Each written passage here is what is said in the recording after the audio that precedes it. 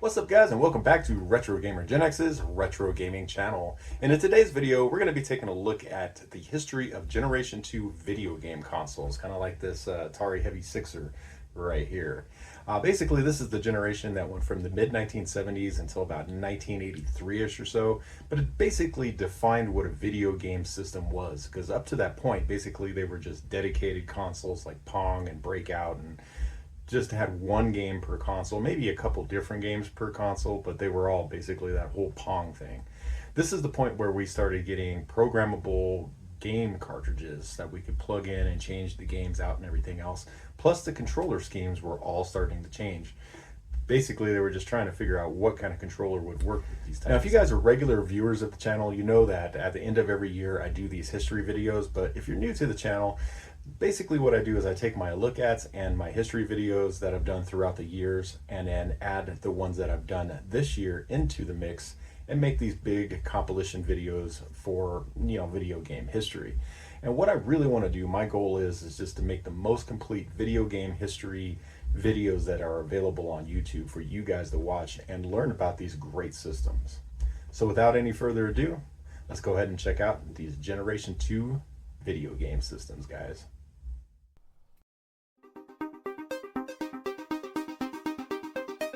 Channel F, the one with all the fun. The Fairchild Video Entertainment System at your larger JCPenney. The home entertainment system that never gets old. Plug in a new video cart and change the fun. Play tic-tac-toe, shooting gallery, or just doodle. Switch video carts and play Desert Fox. Switch again, it's blackjack. Or play the two built-in games, Pro Hockey or Tennis Champ. Channel F for fun. The Fairchild Video Entertainment System. Just $169.95. Video cart cartridges, $19.95 each. At your larger JCPenney. The story of the Channel F starts in the mid-1960s. An engineer named Norman Alpert was working at AMF, the maker of bowling alley equipment, in their R&D division. In fact, he was one of the ones responsible for creating the automated scoring that you have in bowling alleys nowadays. Alpert worked at AMF throughout the 1960s.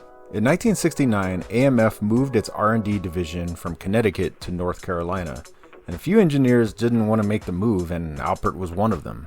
He then created his own company named Alpex Computer Corporation.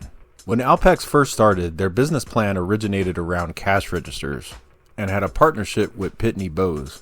But because of the competition with IBM and NCR, their partnership ended in 1973. At this point, Alpex had no products and had to lay off most of its workforce except for 3 engineers, all of them being former AMF employees. Alpex knew it had to do something to stay alive. They wanted to get into the emerging video game market and saw this as being a potentially profitable market as well. With the success of the Atari Pong arcade machine and the Magnavox Odyssey home console, the time just seemed right. It was also around this time that Intel had started to produce their CPUs. First the 4004, then the 8008, and lastly the 8080 in 1974.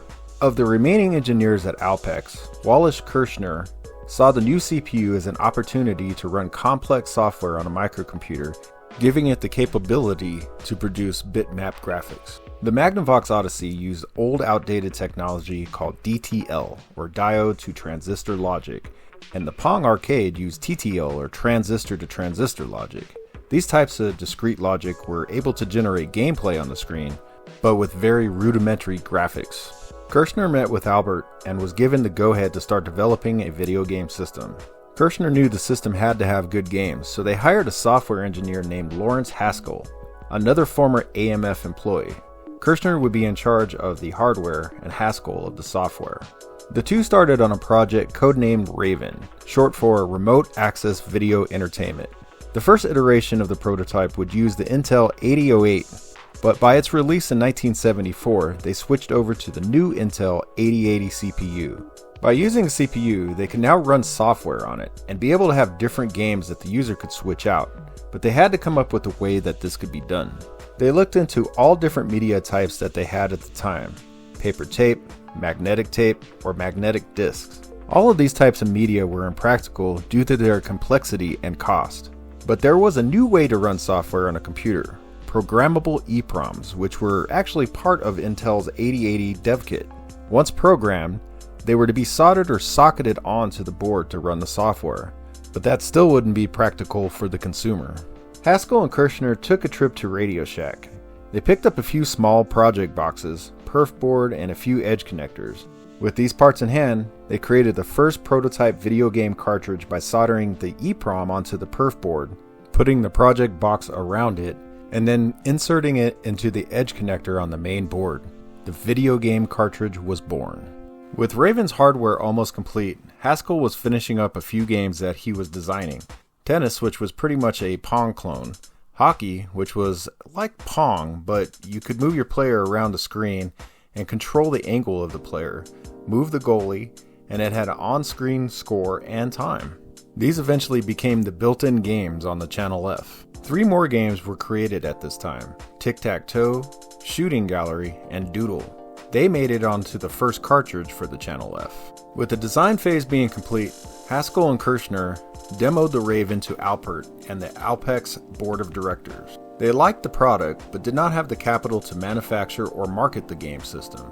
They needed to find a business partner. Just as Ralph Baer did with his brown box, they demoed the system to several TV companies such as Sylvania, Zenith, RCA, and Motorola. But none of these companies were interested in their toy.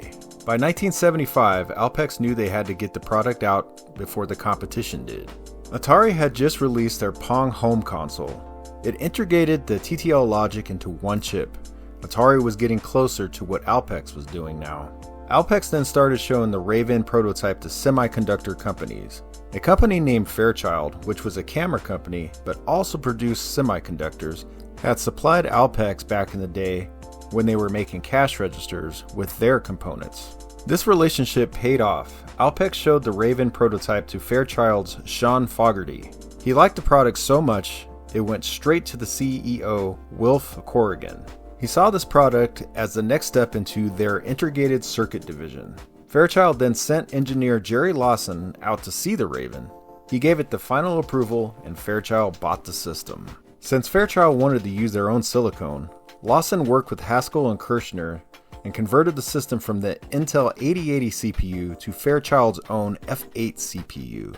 At this point, Fairchild took over the project and assigned Lawson as project lead. They had to design a case, a cartridge slot mechanism, cartridge, and controllers for the system.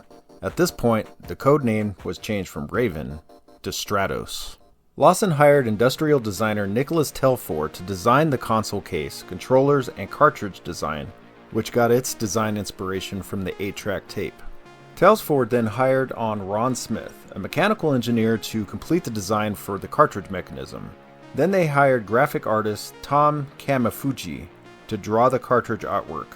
With everything complete, the system was debuted at the July 1976 CES show. However, only an empty shell was displayed and did not get too much attention from the crowd. They changed the name of the system again from the Stratos to the Video Entertainment System, or VES. A couple months later, the system was featured in a July 1976 article in Business Week called The Smart Machine Revolution. It showed the Channel F alongside of cars, watches, and other electronics that used a microprocessor. This got the attention of the consumer, and interest peaked. A video game system that played more than just the built-in games, with a microprocessor powering it, the first of its kind.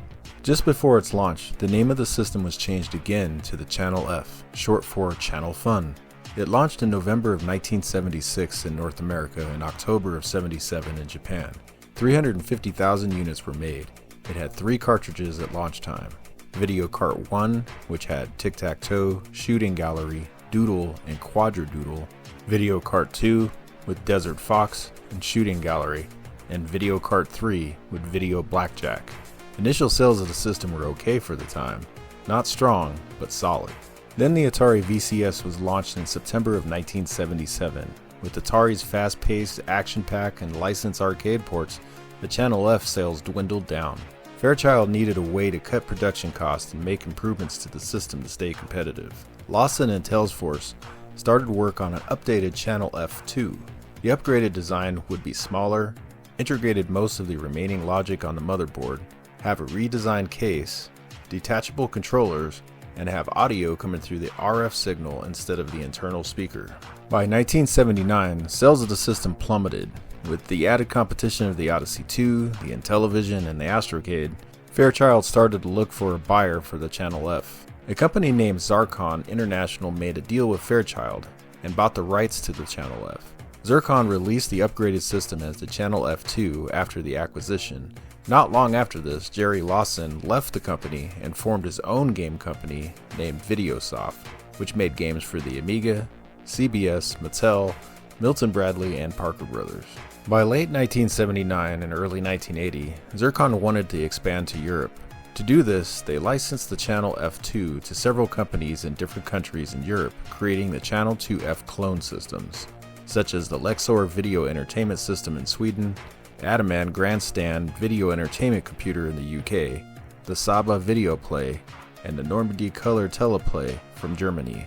The system really didn't catch on in Europe either due to Atari's dominance. By 1982, the technology used in the system was dated. With added competition from higher-powered systems such as Colecovision and the Atari 5200, the Channel F was really showing its age, and sales showed this. In 1983, Zarkon discontinued the Channel F2. In total, there were 26 cartridges made for the system from 1976 to 1981, with no games being made in 1982 or 83. All of the games were developed in-house with no third-party developers. The Channel F had a 7-year lifespan from 1976 to 1983. It sold its initial 350,000 units made by Fairchild, but sales figures are scarce for Zarkon and other licensed manufacturing companies in Europe, so we'll say for argument's sake it sold over 350,000 units, and was the first video game system to use programmable ROM cartridges. Out here we entertain ourselves at home, so we got an Atari video game. There's so many different games to play. We especially like Space Invaders, zapping those little devils from outer space. It's fun, but personally I think the whole idea of creatures from outer space is a little far-fetched.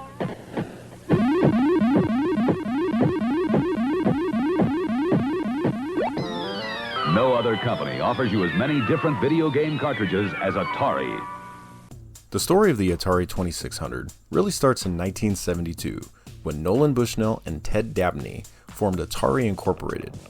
During this time, Atari produced arcade game hits like Pong, but by 1974, Atari had realized they needed to get into the home video game market. At this point, Atari acquired Cyan Engineering, and with that acquisition, brought on engineers Ron Milner and Steve Mayer. Also in 1975, after the acquisition of Cyan Engineering, the two engineers, Mayer and Milner, sat down with MOS technology that was recently purchased by Commodore Incorporated. They spoke with Chuck Peddle. He advised them that they could sell them the 6502 microprocessor for a price of $25.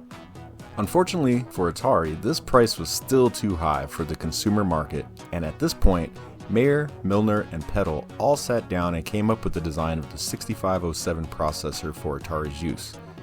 This was a cost-reduced version of the processor which had less address lines and a smaller footprint and a smaller cost. As MOS offered the chip to Atari for a price of $12 per unit, also in the deal would be bundled in for an additional $12 per unit the MOS Riot chip, the RAM input-output timer chip. Atari struck the deal and development of the 2600 started. In late 1975, Atari hired Joe Decour to help design the graphics chip for the new console. The first prototype, which was named Stella, had the 6507 processor for the Riot chip and a breadboard version of the graphics chip known as Stella at the time, which would eventually become the television interface adapter.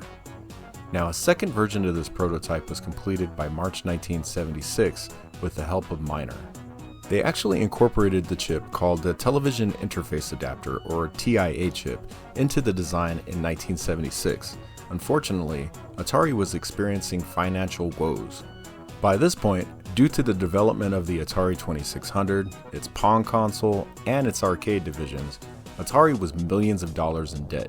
They needed financial help at this point. Bushnell agreed to the terms for Warner Communications to purchase Atari Incorporated on June 4, 1977. The Atari VCS was debuted at the Consumer Electronics Show, and by September 1977, the Atari VCS launched at a price of $199. By 1978, Bushnell and Warner Communications were in disagreements about how the Atari 2600 should be marketed. Nolan Bushnell at this point decided to step away from Atari. Between 1978 and 1983, Warner Communications had great success with the Atari VCS or 2600 system. Unfortunately, by 1983, the video game crash occurred, and at this point, Warner was losing money at Atari and decided to sell. In 1984, Atari was sold to ex-Commodore founder Jack Tramiel. During Jack's reign at Atari, we saw the last iteration of the Atari 2600. Released in 1986, this is the one that we know as the Atari Junior. This was produced until 1992, giving Atari an amazing 15-year run.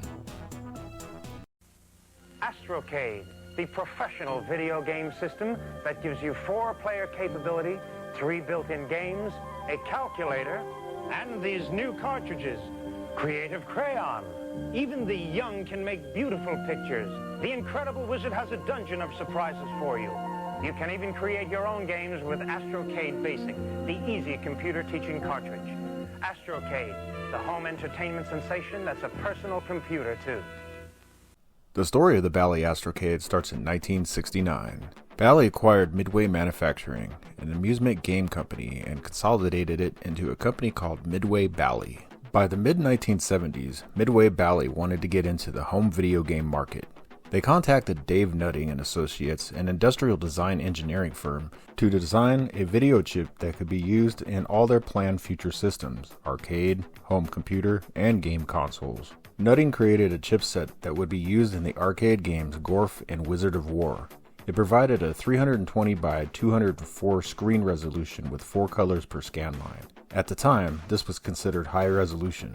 The only downfall was the chipset used memory that was accessed faster than the normal 2 MHz dynamic RAM of the time, having page mode addressing to write to the buffer inside the video chip to increase draw and redraw rates and to maintain a higher screen resolution.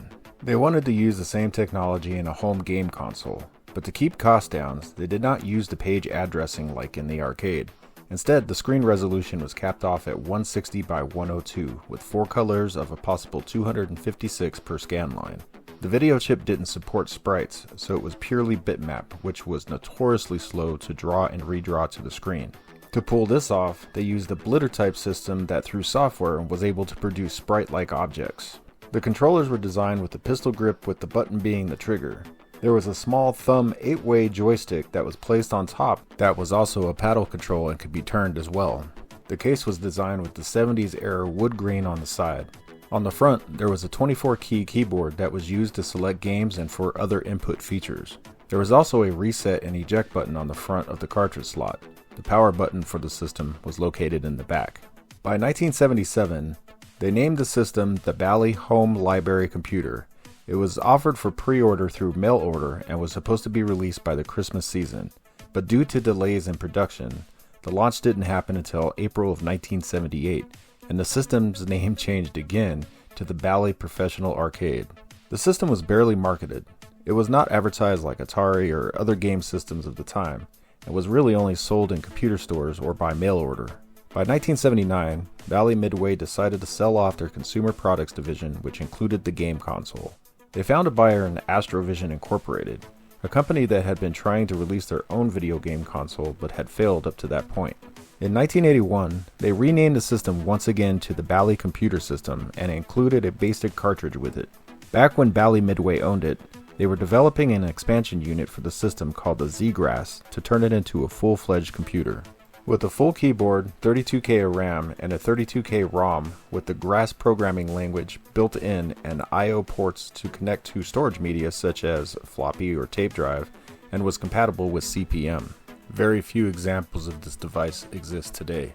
In 1982, the name was changed a final time to the Astrocade. By 1983, the effect of the video game crash was starting to hit the game market. Astrovision Incorporated saw the signs and discontinued the system. By 1985, the Astrocade and its software could no longer be found. In all, there were 28 games, all of which were made in-house with no third-party developers. The Bally Astrocade had a 5-year lifespan from 1978 until 1983. Sales numbers are almost non-existent, but the few articles I've read said that the system sold around 150,000 units, I don't know how accurate that is, but I'm assuming it's close due to its poor marketing. This was Midway's only venture into the console market. After this, they became a third-party developer for other console makers, making great titles such as Mortal Kombat. Odyssey, video game fun, computer keyboard challenge, the entrance to an alternate world of fire-breathing dragons, hard-hitting sluggers, arcade wizards, outer space wizards. More than 40 games in all. Odyssey, the excitement of a game, the mind of a computer. All for the price of an ordinary video game. Odyssey. The story of the Odyssey2 starts in 1975. It was during this year that Magnavox decided to discontinue the world's very first video game console, the Magnavox Odyssey. They decided to make dedicated consoles like Atari's Pong with cost-reduced integrated circuits. These were the Odyssey series of dedicated consoles such as the Magnavox Odyssey 100 and 200. Also in 1975, Magnavox was bought by Philips and became a subsidiary of Philips. In 1976, Fairchild released the Channel F, and in 1977, Atari released the VCS, or later known as the 2600. Both of these systems used a new technology to the gaming industry, replaceable programmable cartridges, meaning the system didn't just play one game, but it could play multiple games stored on individual game carts.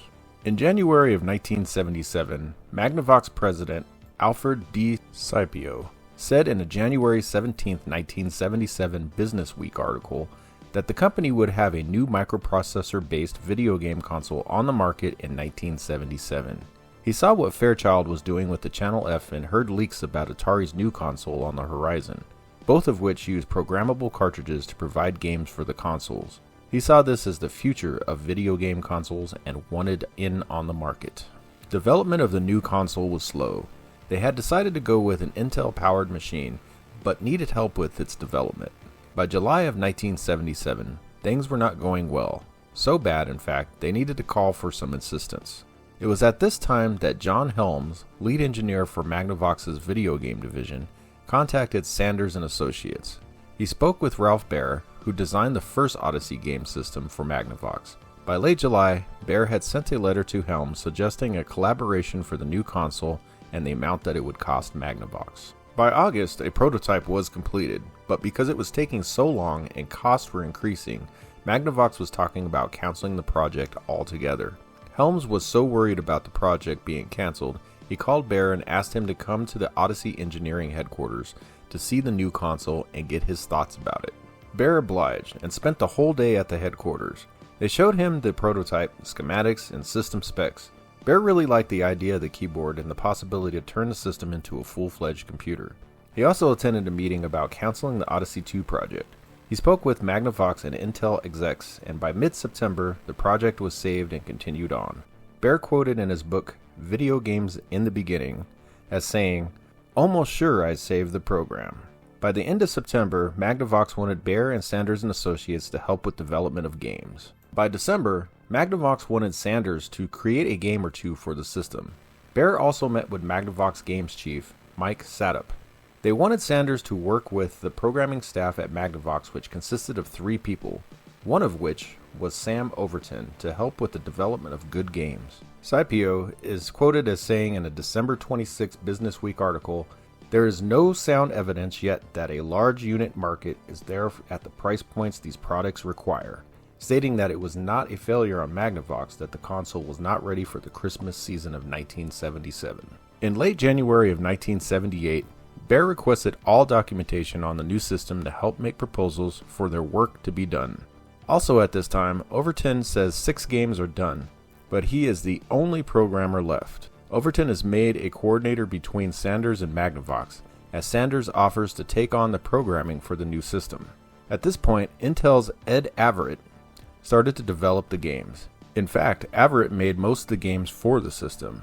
Baer started development of a pinball game for the system that users could create their own pinball playfield to play on. The project ended up costing Magnavox $50,000, and the game was never released.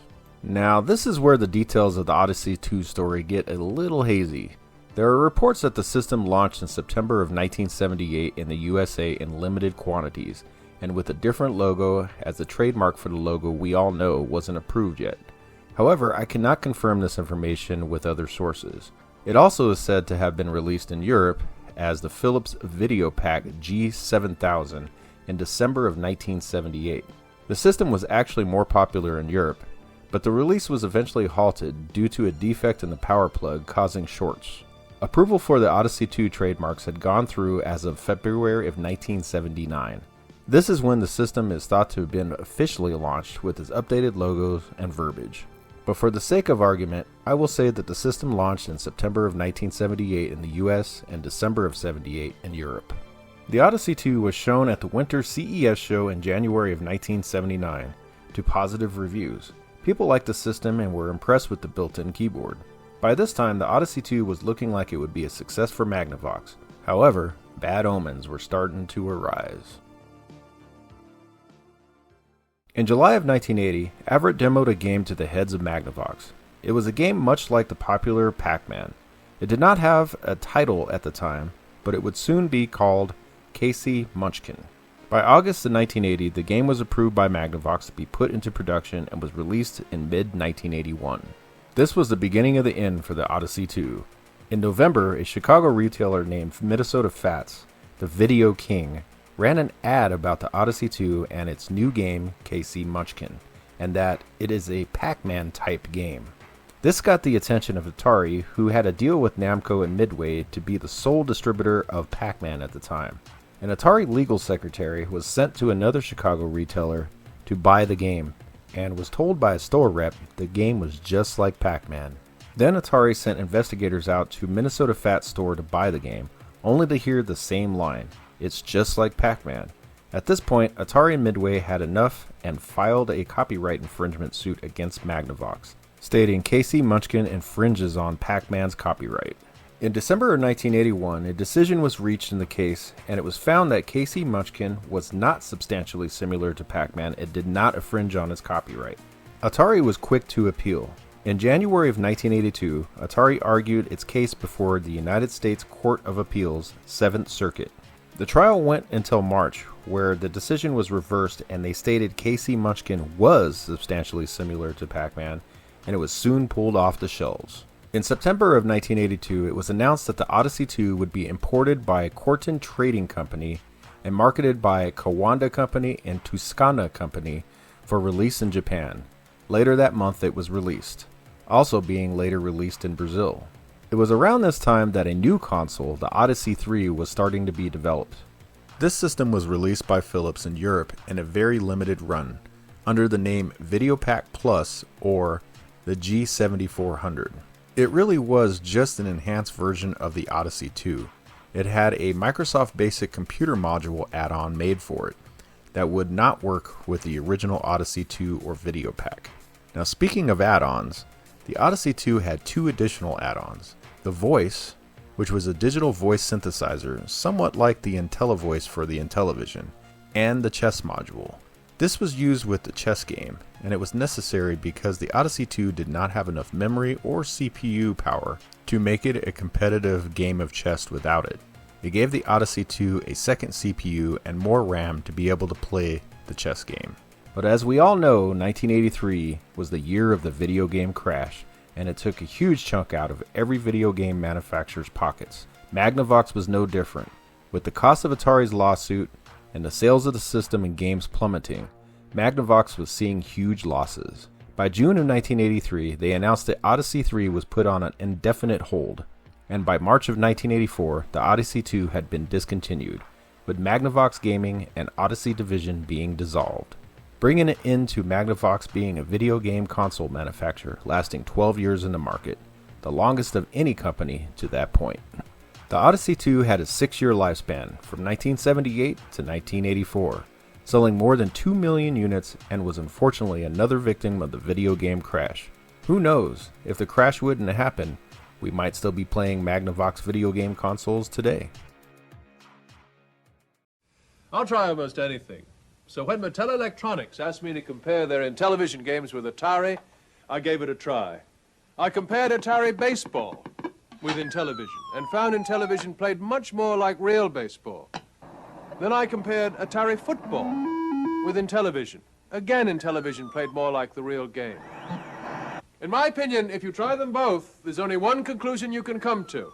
Intellivision from Mattel Electronics. The story of the Intellivision started in 1977.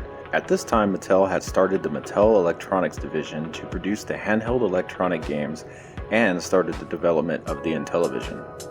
Mattel wanted something that was better than what the competition had at the time, so they started working with APH Technological Consulting and started shopping for a chipset for the new console.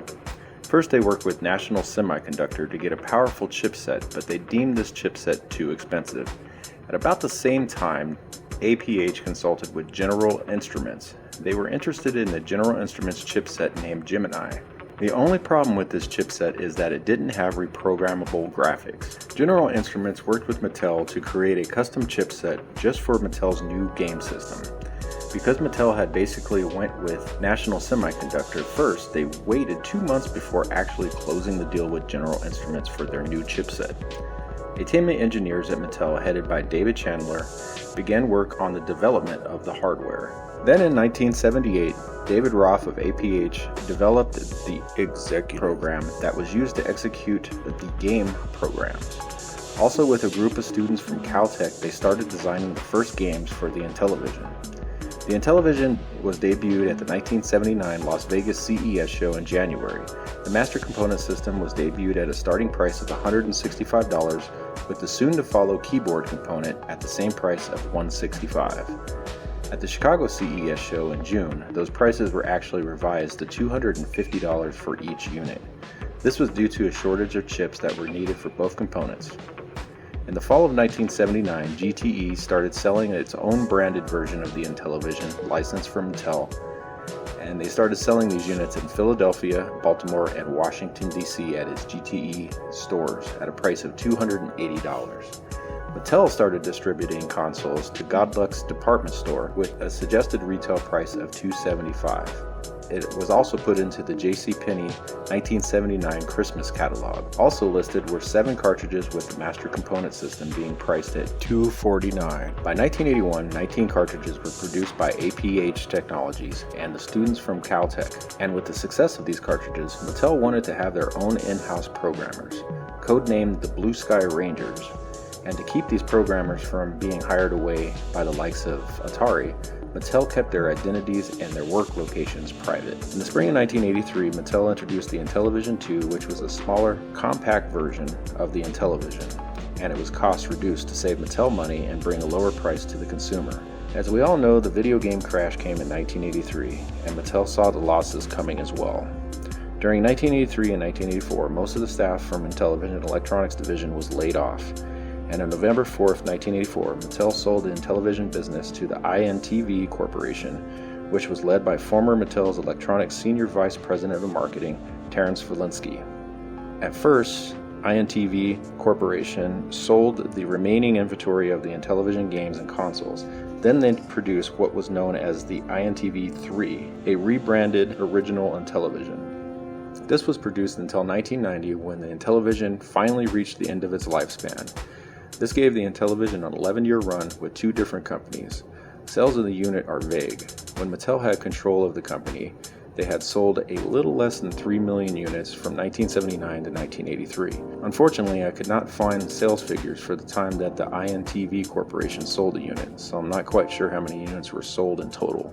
Gaylord's has the hot new TV video game Emerson Arcadia 2001 for under $100, just $99.94, plus this free Alien Invader cartridge, regularly $29.95. Imagine all of this for under $100. The story of the Emerson Arcadia 2001 starts in the mid-1970s, but not with the company Emerson at all.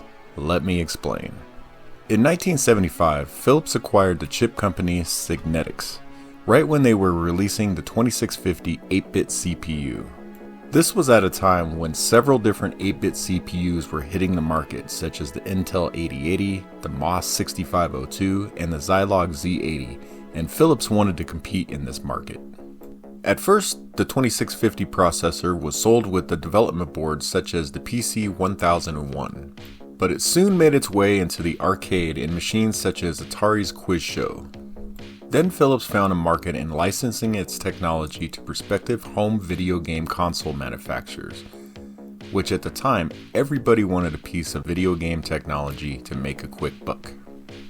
The first home video game system to use the CPU was the Radiofin 1292 Advanced Programmable Video System, released in Germany in 1976. Then in 1978, the Interton Video Computer 4000 was also released in Germany.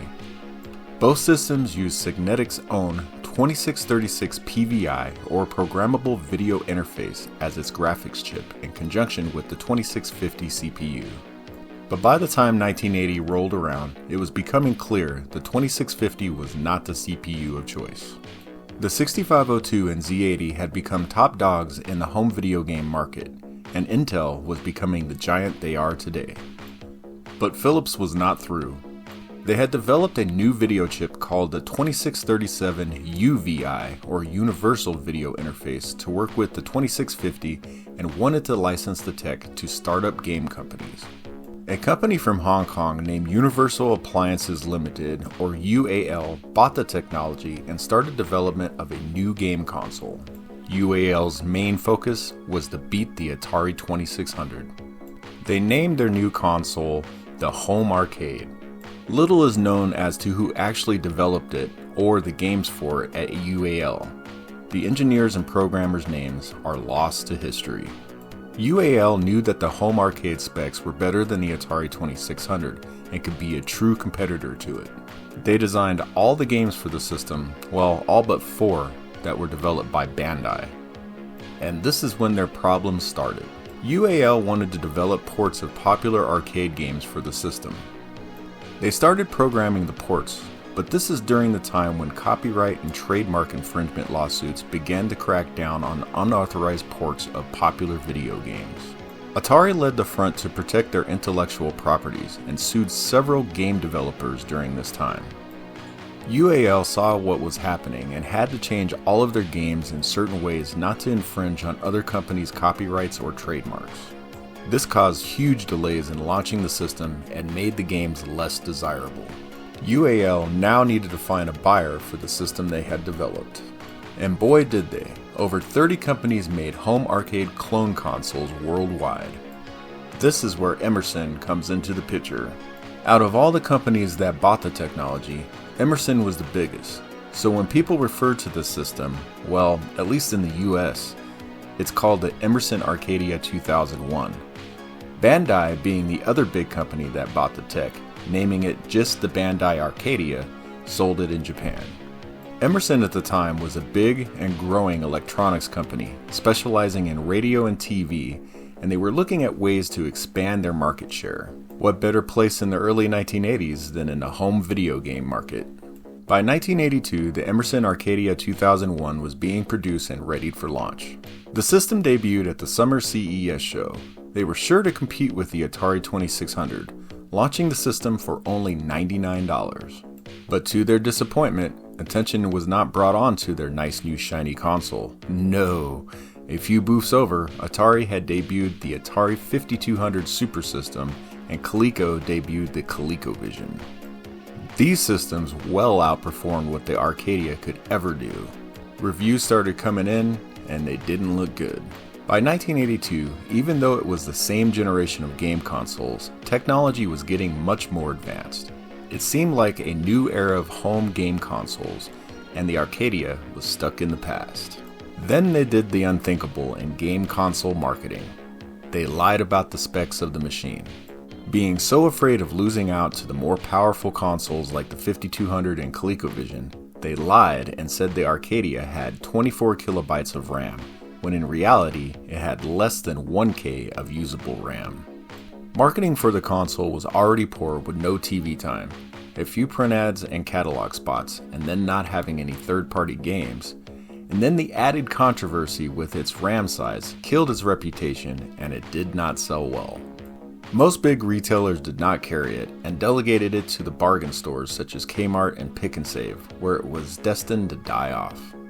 Get this fantastic new Arcadia 2001 video game, a $129 value free at Brick Church Appliance, with the purchase of any stereo system, color TV, video recorder, or major appliance costing $300 or more. The Arcadia only lasted 18 months on the market after being discontinued in 1984. Sales numbers are really iffy on this. All in all, it's been reported that the home arcade clone technology sold over 350,000 consoles worldwide, with Emerson Arcadia being only 80,000 of those sales. I'm not too sure of those numbers, as I could not find a good source for that info. If you have better info, leave a comment and let us know. Well, that brings us to the end of the Emerson Arcadia 2001 story. A rare, relatively unknown console that I hope you've learned a little more about today. Now you can bring the arcade experience home. Introducing Colecovision, the most advanced video game system you can buy. It plays more games than any other system. Arcade games with multiple screens like Donkey Kong. Arcade games like Zaxxon with its three-dimensional look. Adventure with 15 different screens. Cosmic Avenger. And Colecovision's new Smurf game. Coming soon. Colecovision's first expansion module that lets you play all the Atari VCS compatible cartridges. Now you can bring the arcade experience home because your vision is our vision. Colecovision. The story of the Colecovision starts in the late 1970s. Coleco did well in the electronics video game market and wanted to continue their success. In 1979, Arnold Greensburg wanted to create a programmable home video game console with arcade quality games made up with off-the-shelf parts. Eric Brumley and his engineering team began to design the Colecovision. In 1979, they had already developed a prototype system that used a Texas Instrument chip for the video and a General Instruments chip for the audio. But because of the high cost of RAM at the time, it was not approved but shelved for a later date. By early 1982, that later date had come. The cost of RAM had fallen, and Brumley saw that the cost was well within the profit margin now. Development of the Colecovision was very fast, as the system was already developed and was just shelved. The Colecovision was launched in August of 1982, and by Christmas of '82, had already sold over 500,000 units. In early 1983, more than 1 million units had already sold, greatly surpassing what their biggest rival, the Atari 5200, was doing. Sales were looking good, and Coleco decided to launch the Coleco Atom computer. Unfortunately, this was the beginning of the end for Coleco. The Atom was not a success, due to bad manufacturing and defects which gave Coleco a bad name. And then it happened, the video game crash. With horrible sales of the Atom, and the Colecovision sales plummeting along with the sales of its games, by 1985 Coleco had announced a discontinuation of the Atom computer, and in October of the Colecovision. This gave the Coleco a 37-month run, selling just under 2 million units in that time frame. Unfortunately for Coleco, the timing was just bad when they released it. Had they released it in 1979, we might still be playing Coleco video game systems today. Nobody would question the quality of the graphics and the games of the Colecovision, far beating what Atari or any other video game system was doing at the time. Just another example of being in the wrong place at the wrong time. Coleco went on to produce the Cabbage Patch Dolls, which kept them afloat for a few more years. But by 1988, Coleco had filed for Chapter 11 bankruptcy, and by 1989, what was left of Coleco was swallowed up by the toy giant Hasbro. Give up my Atari? My Intellivision? How about for this?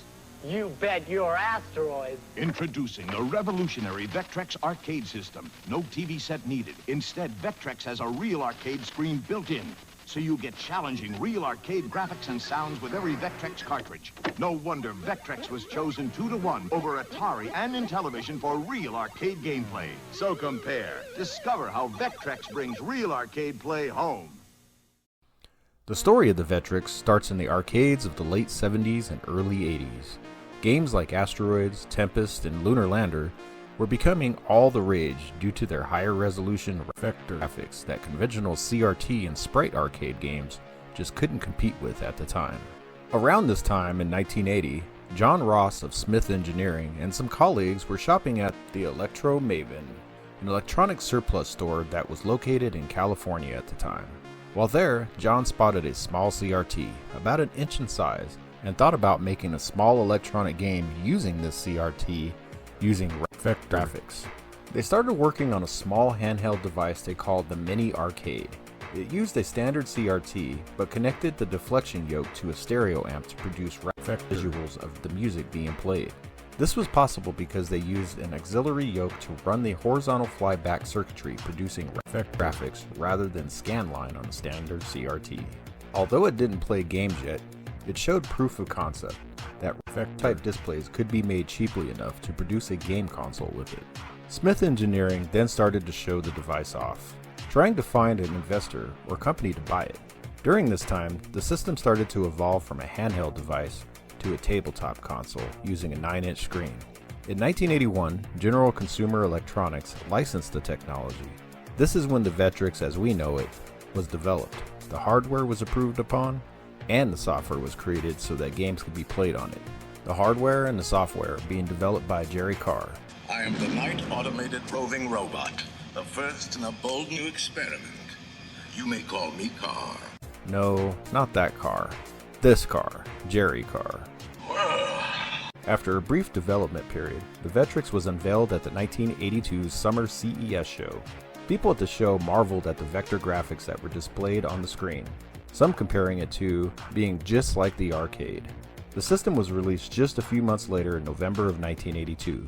Sales of the unit were so strong that it caught the attention of Milton Bradley.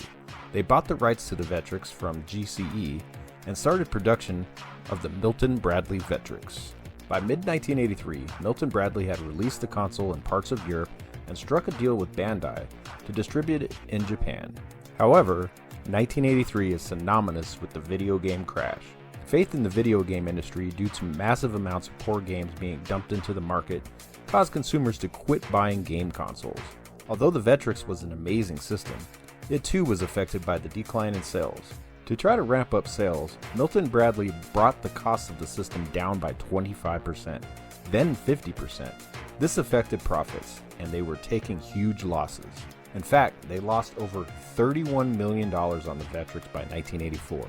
By February 1984, Milton Bradley discontinued the console, liquidating the remaining inventory to wholesalers and discount warehouses, due to how much they lost on the deal. In March, Milton Bradley merged with Hasbro, and all support for the system ended. Before it was discontinued, there were two accessories made for it: the 3D Imager, which was a headset that almost looked like a modern VR headset that you wore to produce color and 3D images from the vector screen, the first ever 3D headset. Also, they produced a light pen to use with some cartridges to draw on the screen. However, even these amazing peripherals could not save the Vectrex. The Vectrex was well received. Consumers loved the product, and so did tech magazines such as Byte. They stated in a 1982 review, "One of the greatest machines we have ever seen. The Vectrex is a good bet to score big with the consumer." Even with the screen overlays, which were not popular with other game consoles, they scored big. You bet your asteroid. The only real complaint consumers had was the buzzing noise that the machine made through its speaker. This was a design flaw that was fixed, or should I say fixed loosely, in a newer revision, getting rid of the ground loop that caused the issue. Unfortunately, the Vectrex was another great console that had a short lifespan because of the video game crash. With it being discontinued in 1982, it had a short 2-year lifespan from January of 1982 until February of 1984. Sales of the unit varied from source to source, but I'll say more than 30,000 units were sold in that time frame. It was the first and only video game console to bring arcade quality vector graphics into the home. Arcade players, get ready. The new Atari 5200 Super System is here. With a controller so advanced it plays arcade. Graphics so real it looks arcade. With arcade hits you can't play on any other system. No other home video system can touch it. The new Atari 5200 Super System. It's as good as you are, maybe even better. Next time. In late 1977, Atari had already been purchased by Warner Communications. The story of the 5200 starts after that. Nolan Bushnell was still with the company, and Warner Communications had already started the successor of the 2600, and there was actually talks of them discontinuing it. Bushnell disagreed with this, and along with other issues that he had with Warner Communications, he decided to leave the company. That's how I'm going to tell it. Warner would probably tell it a different way, but I'm taking Bushnell's side of this story. Warner started development of the successor to the 2600, but 1977 is known as the year of the personal computer revolution. This is the year that the Apple II, Commodore PET, and the TRS-80 launched, bringing the personal computer to many homes and businesses. Atari had seen this and wanted in on the lucrative personal computing market, so instead of developing the next video game system, they used the technology to develop the Atari 8-bit line of computers. Now at this time, the only real competition that Atari had was the Fairchild Channel F, the Bally Astrocade, and the Magnavox Odyssey2. But fast forward a couple years, and Mattel had released the Intellivision in 1979, and in 1982, Coleco released the Colecovision, both of which had add-ons that could play the Atari 2600 cartridges and had superior graphics to the 2600. Atari knew that they had to do something, and they unshelved the console prototype from 1978. They developed it into the Atari Video System X, which a few prototypes were actually made. The name was changed to the Atari 5200. The 5200 was officially launched in November of 1982. Atari had released a decently powerful video game console to compete with the Coleco and Intellivision. However, the timing was completely wrong. The controllers were horrible, and the games were just the same old arcade ports like on the Atari 2600. And it wasn't backwards compatible with the 2600, nor was it compatible with the 8-bit line of computers. And because of this, consumers just couldn't justify the cost of buying a new game console for the same old games, but with a little bit better graphics, and of course it had the bad reputation for the controllers as well. After its release, it did sell a few units, but it did not meet Atari's sales expectations. Atari had even gone as far as designing a slim version of the Atari 5200 called the Atari 5200 Junior or the 5100. However, since sales were slow, this project was canceled. A few of those prototypes do exist, and they're out there in the wild as well. And then in 1983, the video game crash came, and sales of the system plummeted, along with the sales of the Atari 2600. Atari discontinued the 5200 in May of 1984, giving it a lifespan of only 18 months. And shortly after this, Warner Communications sold Atari to Jack Tramiel. The 5200 just sold over 1 million units. Although it was a powerful machine, it was not a success for Atari. Game over, man. It's game over.